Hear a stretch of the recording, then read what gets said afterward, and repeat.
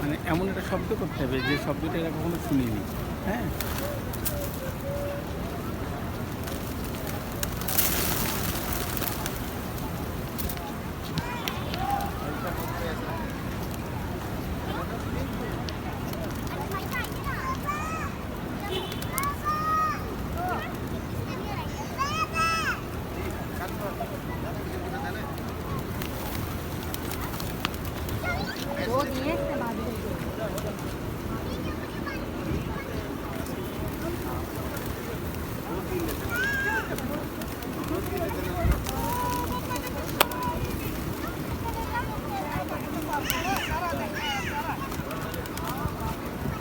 একটা ঠোক দেয় কিন্তু চোখ আর এক জায়গাতে ছোলা কিরকম খাই ফেলাচ্ছে।